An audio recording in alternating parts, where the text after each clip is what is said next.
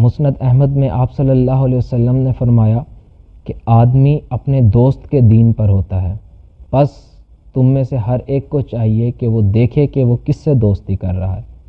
अब यहाँ दीन का जो ज़िक्र है वो किस लिए दीन का ज़िक्र हो रहा है। यहाँ इंसान के बारे में आपको ये नहीं कहा जा रहा कि आप उसके दीन पर, अगर आप काफिर से दोस्ती कर रहे हो तो आप काफिर के दीन पर होगे, लेकिन ये अरबी ज़बान, अरबी लुग़त बहुत वसी है।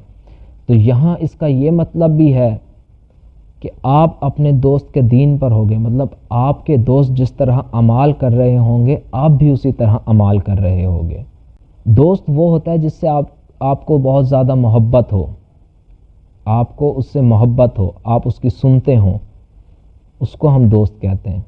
आप आज दुनिया में देख लें, आप अपने माशरे में देख लें कि जिस तरह आपके दोस्त होते हैं, जिस तरह आप उनकी सोहबत इख्तियार करते जाते हैं, आप उन्हीं में से होते जाते हैं।